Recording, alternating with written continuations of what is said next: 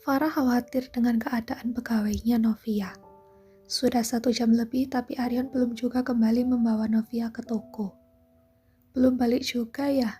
Tanya Farah pada pegawainya Tania.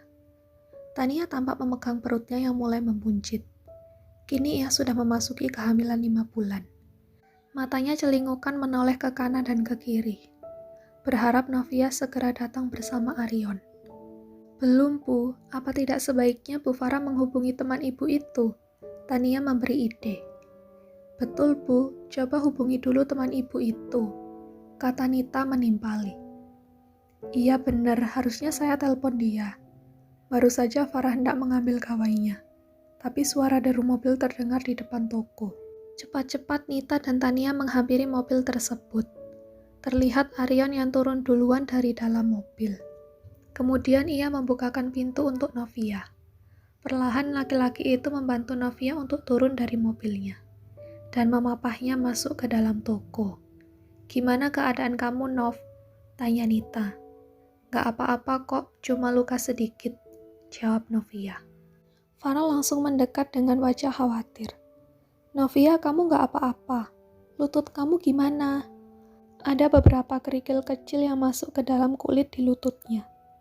Jadi tadi langsung dibersihkan, jelas Aryon. Farah tampak menutup mulutnya, membayangkan bagaimana perih yang Novia rasakan. Kamu mending pulang aja istirahat, kamu gak perlu kerja hari ini, kata Farah kemudian. Mata Novia membulat begitu Farah memintanya untuk pulang. Jangan gitu, Bu, saya harus kerja hari ini, saya gak apa-apa kok. Nov, saya mana mungkin tega melihat kamu yang masih kesakitan begitu. Lutut kamu masih belum bisa dipakai berdiri lama. Jadi mending kamu istirahat dulu sampai luka kamu sudah sembuh total. Terang Farah. Dua rekan Novia mengangguk, setuju dengan yang dikatakan oleh atasan mereka. Biar aku yang antar kamu, ucap Aryon tiba-tiba menawarkan diri. Hah? Jangan mas, saya sudah banyak merepotkan. Apalagi saya yang sudah menabrak mobil milik mas. Masa saya terus yang dibantu? Biar nanti saya naik taksi online aja, tolak Novia langsung. Karena kamu yang nabrak mobil saya, makanya saya harus tahu rumah kamu di mana, supaya saya bisa gampang untuk meminta pertanggungjawaban dari kamu nantinya, kata Aryon memberi alasan. Novia tampak manyun, padahal awalnya karena memang tidak enak pada Aryon yang malah membantunya. Setelah ini tentunya Novia harus ingat untuk ganti rugi kerusakan mobil laki-laki ini. Tapi kamu beneran antar dia pulang kan? Bukan macem-macem. Farah memasang wajah curiga pada Aryon. Mendengar itu, Novia jadi ikut ketakutan. Bisa saja nanti dirinya malah dibawa ke tempat prostitusi dan dijual di sana sebagai ganti rugi mobilnya yang sudah penyok akibat dirinya. Seketika itu ia menggenggam tangan Farah yang ada di sebelahnya, seperti anak kecil yang ketakutan. Memangnya mukaku ini ada tampang penjahat ya? Tanya Aryon dengan wajah polosnya. Aku ini berniat baik mau mengantar pulang, kenapa malah dicurigai?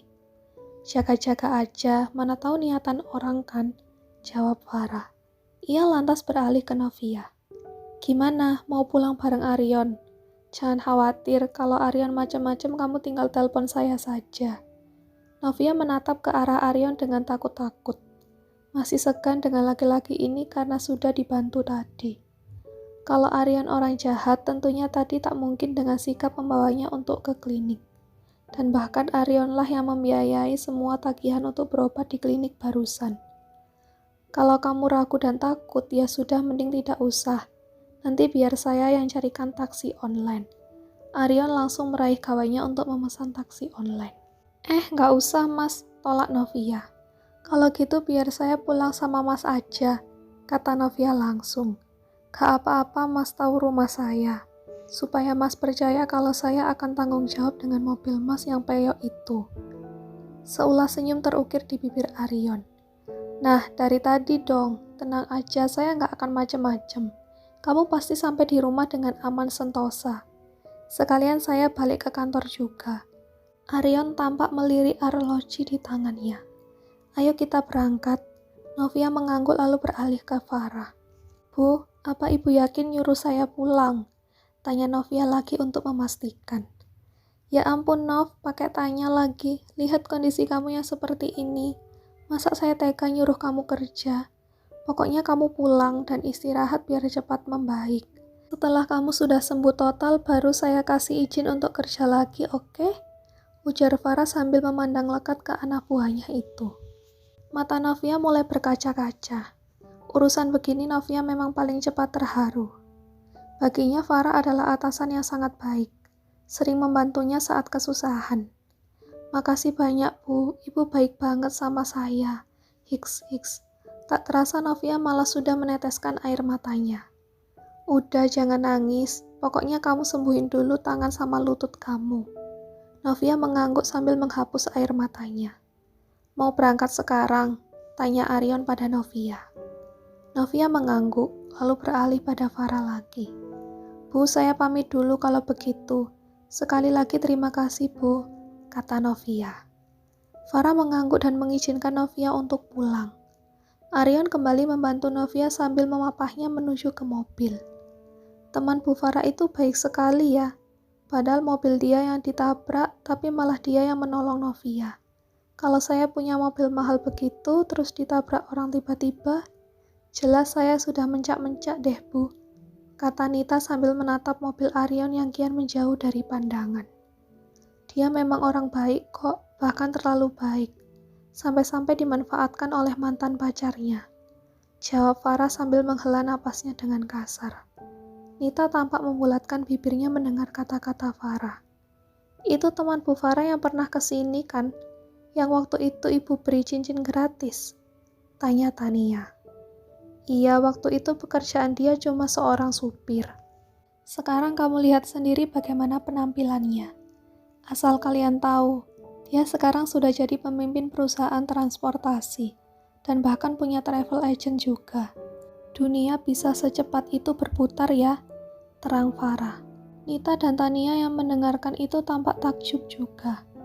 Kenapa tiba-tiba bisa menjadi pemimpin perusahaan begitu, Bu? Secepat itu, tanya Nita. Dapat warisan katanya, dan mungkin memang rezeki dia aja, jawab Farah. Ibu juga rezekinya bagus kan, buktinya dibuatin toko perhiasan sama Pak Daril, celetuk Tania. Farah tersenyum tipis mendengar itu. Bisa juga toko perhiasan ini disebut sebagai rezeki untuk Farah. Karena berawal dari toko ini, kehidupan Farah jadi lebih terjamin. Bahkan rezeki semakin bertubi-tubi lagi diberikan oleh Daril. Tak berselang lama, gawai milik Farah berdering. Tanda panggilan telepon masuk. Farah melirik layar gawainya. Ternyata telepon dari kekasihnya. Ya sayang, sapa Farah. Lagi di mana? Tanya Daril. Di toko, ada apa? Aku mampir ke toko boleh? Boleh dong, memangnya siapa yang melarang? Ini kan toko buatan kamu. Jelas Farah. Siapa tahu yang ganteng dilarang masuk, seloroh Daril. Farah cekikikan mendengarnya. Emang situ ganteng? Loh, kenapa? Belum sadar kalau aku ganteng. Perlu aku kasih bukti. Bukti apa? Tanya Farah. Tiba-tiba saja Daril sudah ada di toko itu. Pemuda itu sedang berjalan menuju ke arah Farah. Sementara gawainya tampak masih bertengger di telinganya. Farah tampak tercengang tak percaya kalau ternyata Daril sudah di sini. Sementara pemuda itu kini sudah berdiri tepat di hadapan Farah. Bukti kalau aku ganteng, dan kegantenganku itu semakin hakiki kalau dilihat dari dekat, kata Daril sambil mematikan sambungan teleponnya. Gimana? Ganteng kan?